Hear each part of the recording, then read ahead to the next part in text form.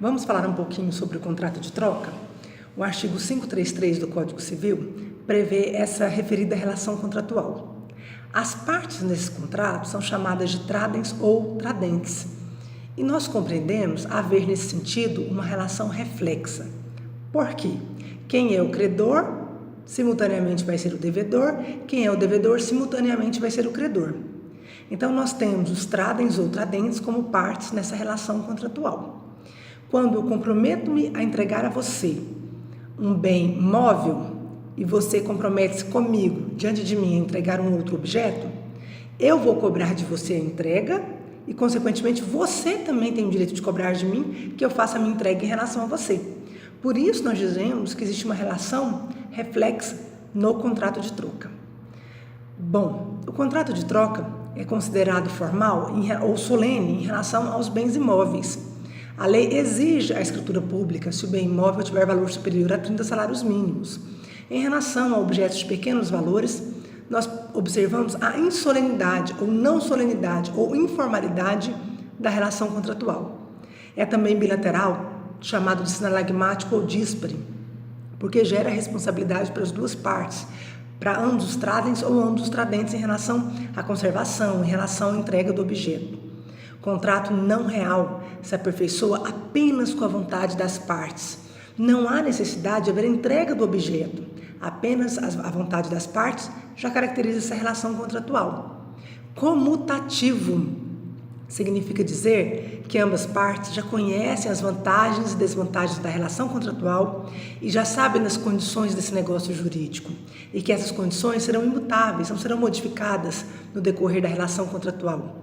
E, por fim, é também um contrato oneroso, que envolve onerosidade em relação à questão da transferência, da tradição dos bens que serão trocados entre as partes. Esse contrato pode recair, é importante, tanto em relação a bens móveis como também em relação aos imóveis, tanto em relação aos bens fungíveis como também em relação aos infungíveis. Dica importantíssima para o exame da OAB: a troca celebrada entre ascendentes e descendentes, ou seja, entre pais e filhos. Ascendentes são os pais, descendentes são os filhos. Entre ascendentes e descendentes, filhos biológicos ou filhos adotivos. Se envolver objetos de valores desiguais, se o objeto do ascendente tiver um valor superior ao do descendente, se houver mais de um descendente, os demais descendentes precisam manifestar o seu consentimento em relação à troca celebrada entre os descendentes e apenas um dos descendentes. Exemplifico. Vamos imaginar que o seu pai e a sua mãe, seus ascendentes, têm um imóvel que valha 100 mil reais.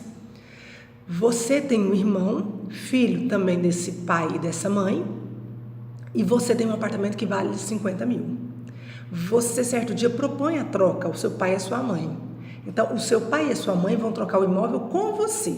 O imóvel deles vai para o seu nome e o seu vai para o nome deles. O seu irmão fica de fora dessa relação contratual. Nessa relação, nessa troca, o seu pai e a sua mãe ficarão com o seu imóvel que vale 50 mil. E você vai ficar com um deles que na realidade vale 100 mil. Então pode haver um prejuízo aí em relação a legítimo, não é verdade? Lá no direito sucessório. Por isso o Código Civil menciona: se o objeto tiver valor desigual do ascendente em relação ao descendente, se houver mais descendentes, é importantíssimo, é imprescindível, é necessário que haja a manifestação expressa dos demais descendentes em relação a esse contrato de troca.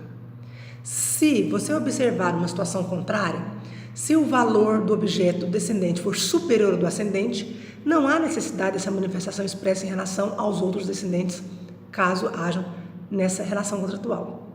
Fica a dica para o exame da OAB.